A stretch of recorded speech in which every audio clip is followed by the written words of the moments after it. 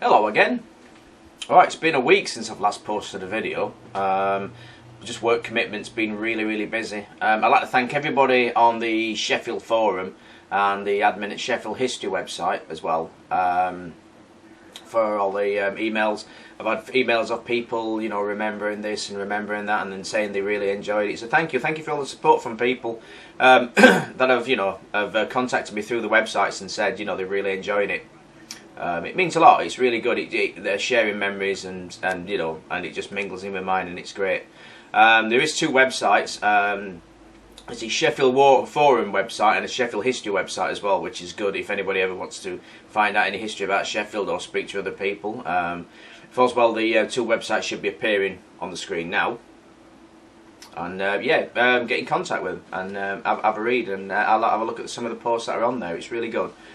Excuse me, really good. Right, so where did we get to? Picture 5. So picture 5 should be in the bottom left hand corner now. This is a picture I took.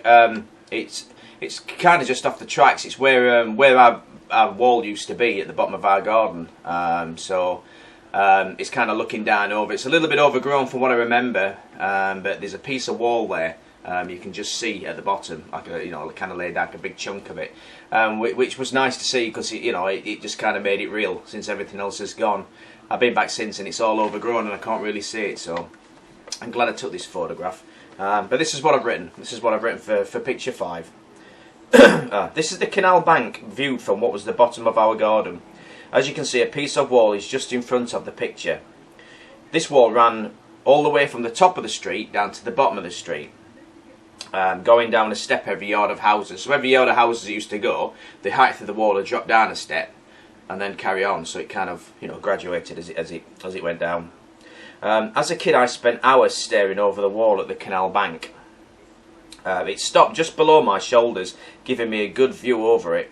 I remember that. I remember being really little as well and having to stand on something.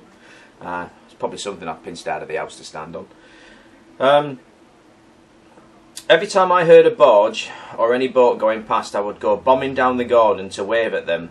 And every year there would be a canoe race. That was ace, watching all the different colours go past, thinking about it. It wasn't the boats going by that was so fascinating, it was seeing the water ripple with waves which would lap up onto the banks. That's true, actually. Because every year they used to have it was like a canoe race, and I think it's either once a year or twice a year. I think it was once a year. If anybody knows what it was and when it was, and please let me know, contact me. But I remember all these different coloured rowing boats used to go past, you could hear the water. But the fascinating thing was, because the canal never moved, because it was still and it was green and yellow, and it was just like it was solid, to see the water lapping up against the bank and it was fascinating because, just to see it move. And that's really strange, that, but that's, being a kid, that's what I put down. Right, where was I? Other time the canal was still like glass, like a solid yellow toffee. The colour seldom changed due to all the rubbish that was tipped into it. Where further up the canal you would find fish, here you had scrap metal and waste. It's hard to believe how clean it is now. Most of my marbles and my toy cars got thrown in there, that's true. And my dad's tools that come along too. It's amazing how many dinky cars and marbles that'd get thrown over.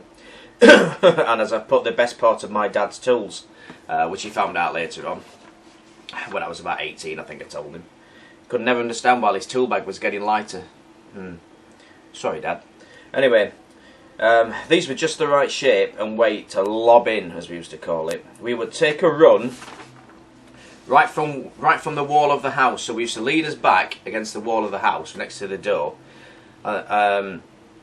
Then we used to set off and run over the concrete, over the bit of grass, and just as you went crashing into the wall at the end of the garden, you would launch whatever it was you had in your hand. Now the goal was to hit the bank at the other side.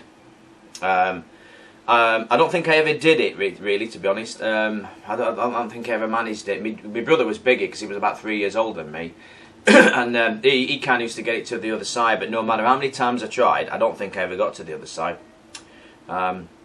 And I don't think I ever did. My brother did, being older and bigger than me. I always knew I would one day, but we moved before then, I think before I ever got to it. As I said earlier, my dad's tools made brilliant missiles. Just the right shape. All them taps and dies that went over that wall. as well as other bits. Just right when you had to run out of other things. Because we started off with like little stones in the garden, but obviously once you run out of stones, there's nothing left. So into my dad's tool bags, taps, ties, little spanners, anything I could get my hand on. Like I said, he used to say to me, "This tool bag's getting lighter." Just used to sit there looking innocent. Anyway, as we got older, this old brown bag, Dad's bag of tools, it had a red and a green stripe around it. It was like in a really dusty brown colour. Material colour. Kept getting lighter and lighter until we could no longer get away with denying it. So I gather he must have found out. As you can see, the canal bank was overgrown and stretched out a bit.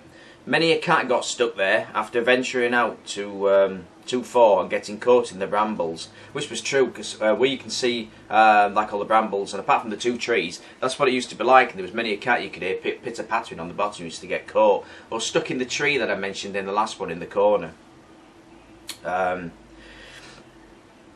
the next bit is, our house was always a kind of a Moggy's hospital.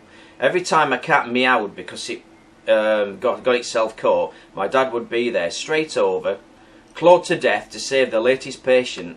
My mum would bring string. Then it was the usual scenario of me crying because I wanted to keep it, my mum saying no, we're not keeping it, and my dad going on about ripping his only best pair of trousers, which were flares.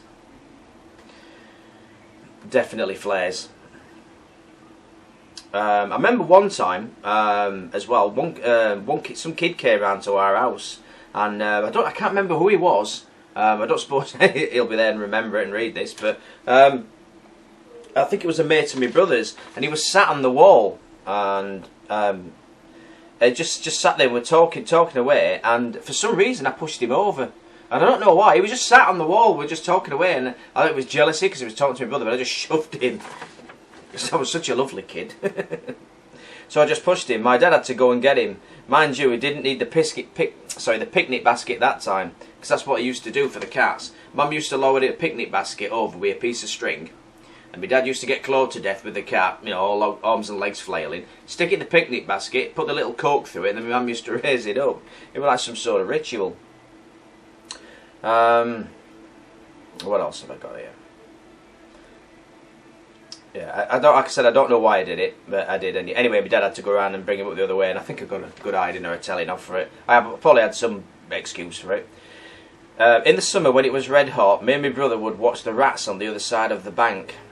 We had these 2 torches which we nicked out of an old lorry. One was pink, the other black, really powerful. They were like 5 or 6 batteries in. They were really good ones, and we would scan along the bank looking for reflective pink eyes. That's true. There used to be like a lorry park, and most of them used to leave them open. And as mischievous kids, we used to go and have a scout round and find like magazines that truck drivers have, like trucking and sort of thing. And we got these 2 torches, and the batteries in. There was a black one, and my brother didn't want the pink one, but it was more powerful because it was pink.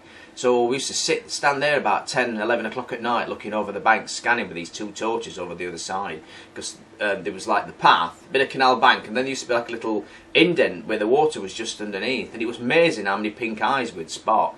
All these rats walking around. It looked really eerie and scary. But I think we spent hours in summer doing that. It was like the one thing to do. As soon as it got dark and got to about 10, 11 o'clock, and we used to sneak outside and just say, we're just going in the garden, because obviously it was safe enough, and scan around for these rats. It was great, really great. Anyway, that was picture 5. Hope I didn't ramble too much, and I'll load up picture 6. Thank you.